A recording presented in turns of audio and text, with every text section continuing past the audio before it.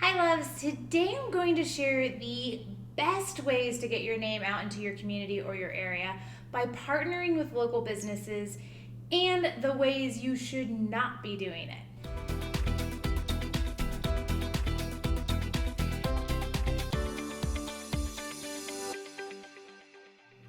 I'm Law and I'm a boudoir photographer and business and marketing mentor helping photographers turn their passion into profits. On this channel, I share tips, tricks, and hacks to having a wildly successful and profitable photography business. So you have a photography business, yay, but now you want to let people in your community and area know that you actually exist, that you are in business and you have something amazing and valuable that you can offer them. So how do you do that? How do you let people locally know that you exist? Believe me, this is a dilemma every business has, no matter what type of business that you're in.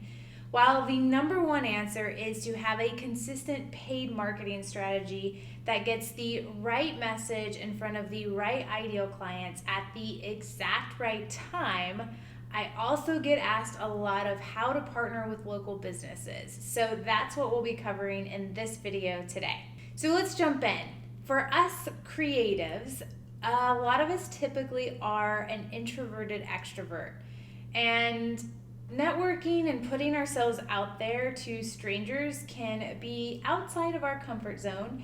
And as a fellow introverted extrovert, I am completely comfortable being social with people who I'm familiar with or who I know or friends of friends. But if you put me in a room full of strangers, I'm very shy and reserved. So I've definitely grown a lot and am better in these situations than I used to be, but I still remember when I was working in the office of a nanny referral service. It was actually my first true experience in running a business. But one of my responsibilities was to go out into the community and get the company's name out there. So partner with local businesses, let people know that we were there, that we existed, to build brand awareness. And this was literally the most terrifying thing ever.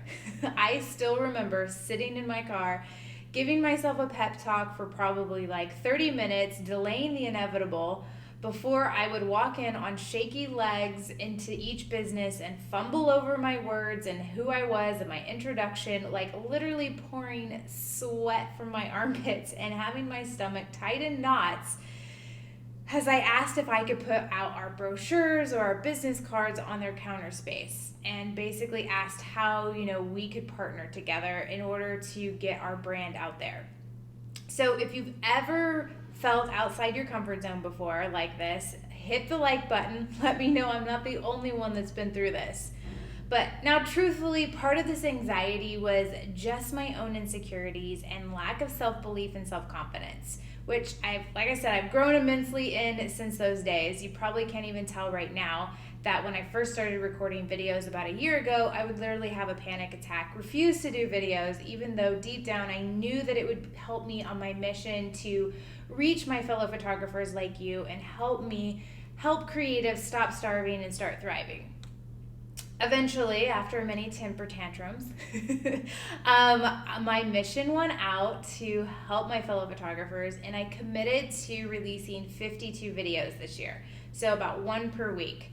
I've slowly gotten better and more comfortable each time I record videos. Even though it's still outside my comfort zone, it's getting a little bit better. And I still have some resistance, but I push through it because what I have to share is so important. It's bigger than me and my own comfort issues. But besides realizing that getting pushed outside my comfort zone is actually a good thing, I have since also realized that my previous boss at the nanny company was having me approach and try to partner with other businesses in the completely wrong way. No wonder it felt uncomfortable. So I was walking into a business asking for their attention, asking for their time, asking for their help, and asking to take up space on their counter without offering any value first. And this is what most people do, mostly because they just don't know any better. And probably my boss didn't know any better. I certainly didn't know any better. So Tip number one, don't do it that way. The best way to partner with local businesses is to actually provide value for their business before ever asking for help with yours. So as a photographer, the way I did this in my business was to offer exclusive free advertising spots in my client prep guide to businesses that I wanted to partner with. So I ask nothing in return other than a small discount for my clients. Usually businesses are already running some sort of special somewhere, like check in on Yelp and get X, get this little special, or they're running some sort of social media special, so they can usually just extend that special to you as well, and it doesn't have to be something that they have to come up with. So that's an easy and free way for you to offer them value first. I also ask if they have already made up a digital flyer for that special, and if not, I would be happy to draft one up for free and send it over for their approval. And I just get the contact info of the appropriate people so that I can get their logo and any branding info so I can make that digital flyer for them that they can use, but also for my client prep guide. That's the second way that I add value and show that I understand and respect how valuable their time is. While I absolutely recommend a client prep guide for many reasons, no matter what genre that you shoot, you could also do a preferred vendors list or offer free ad space on your blog if you have a blog, or maybe in your monthly newsletter as well. So keep in mind that these businesses that I'm choosing to partner with also have the same level of quality and customer service that I have in my business, and they're places that my clients are going to need to go while they're prepping for their shoot, if they don't already have people or stores that they prefer to go to. So for Boudoir specifically, that might be a local lingerie store, a nail studio, a spa, a hair salon, a lash studio, esthetician, med spa, maybe going and getting a massage, waxing studio, eyebrow threading. There's all kinds of things that people need to do before they get ready for their boudoir shoot. For a wedding photographer, that might be popular wedding venues, stationary wedding invitation stores, bridal shops, specialty wedding bakeries, floral shops, etc. Now, you may be asking, wait, how does this help me? So we are first creating value before expecting value in return. This is a win for those businesses as we're referring them their ideal clients and with free advertising. And it's an initial win for us because we're providing value and additional amazing service for our clients by giving them suggestions of vendors or places that they need to go while prepping for their shoot and offering small local discounts. Takes some of the headache out for them as they're prepping for their shoot. And once the local business sees that you're referring clients to them, then they will most likely start talking about you and referring clients to you. Sometimes this might even happen in that initial conversation. Once someone sees that you're offering value, they may ask how they can reciprocate. This is kind of a human condition. When someone offers you something, you kind of feel obligated to give something in return. So maybe what you can do is send out a joint newsletter to both your email lists. Maybe you team up for an event, or you offer a special bundle deal together. The options are endless. You can get creative about that. But the right way to partner with local businesses or any businesses is to give value first without any expectations, and you will be blown away by what comes back.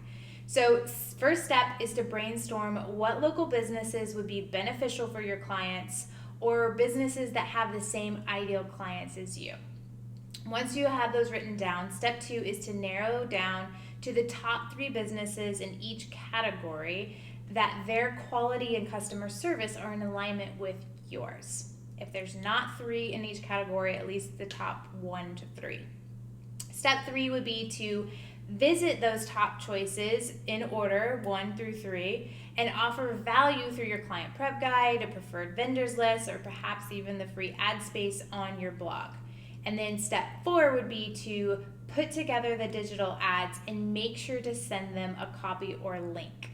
So if you guys are interested in how I do my client prep guide for Boudoir, where I host it, when and how I send it to my clients, I'm happy to do a video on that. Just let me know in the comments below if that would be helpful. I just wanted to say thanks for watching. If you guys found this information helpful, make sure to hit the like button and subscribe if you want more helpful tips like this.